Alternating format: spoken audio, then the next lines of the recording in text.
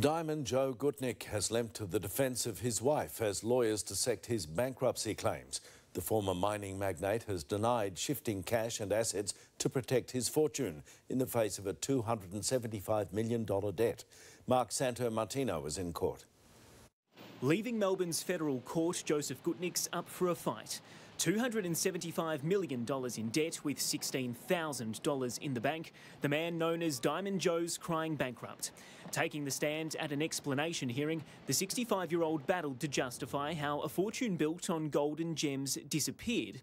Gutnick denying ever taking action to protect his assets from creditors, saying he simply followed his accountant's advice in case he was sued.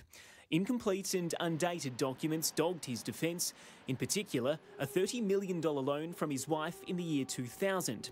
Sturra Gutnick has told the court she was only made aware of the loan last year. When asked when she was told, Mr Gutnick stated, "How the hell would I remember? Leave my wife out of it."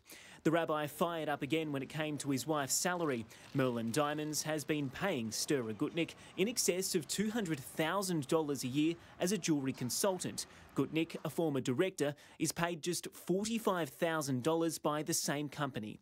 Lashing out at the suggestion he was manipulating his own wage, Gutnick said his wife is a precious gem who deserves more, going on to say he's honoured that Merlin still lets him work after declaring bankruptcy. Mr Gutnick's overseas dealings were a sticking point of the hearing. The rabbi blew up at suggestions from lawyers that he never received a $10 million loan from religious leaders in New York. Refusing to answer questions, he said undermined the Machna institution.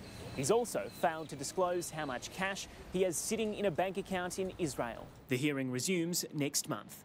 Mark Santo-Martino, 9 News.